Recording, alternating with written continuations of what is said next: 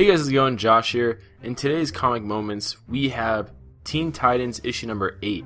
So if you haven't been following these issues so far, they started a whole event between all the Titans books, like Titans and Teen Titans for example, and it's called the Lazarus Contract.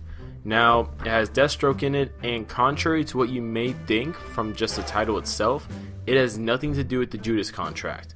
But moving on, the issues have actually been pretty solid. I mean, I've enjoyed the kind of combination this has been between, Christopher Priest's Deathstroke issues, because, they've been fantastic, and Abnett and Percy's Titans, Teen Titans respectively.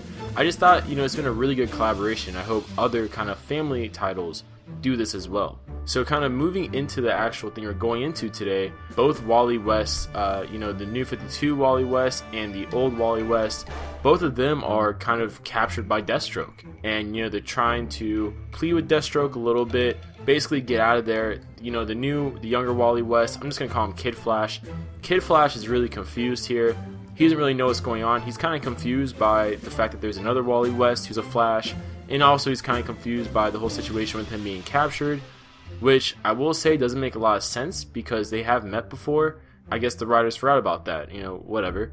The Flash Wally West is trying to, plead with Deathstroke because he knows what Deathstroke's all about, basically to stop what he's doing and all that.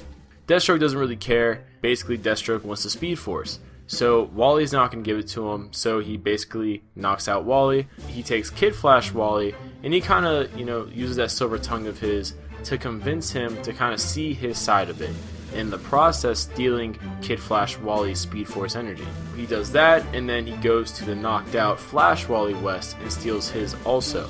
So at this point, Wally West Flash is arguably more powerful than Barry Allen. Actually, I think in my personal opinion, he is more powerful than Barry Allen.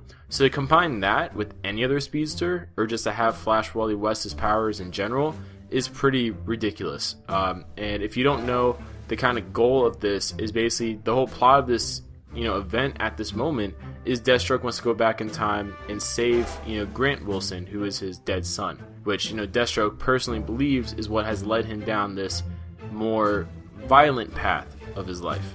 The issue ends with Deathstroke basically achieving what he wanted, and he takes the Flash's powers, both Flash and Kid Flash, makes himself a new costume, but not a new mask, which is kind of interesting. I would have thought he'd try to make it kind of more fashionable altogether, but alas, I guess he doesn't care about that stuff, and that's where we'll leave you guys off today. Go read the rest of this issue. It's pretty great, actually. The whole event has been pretty good so far.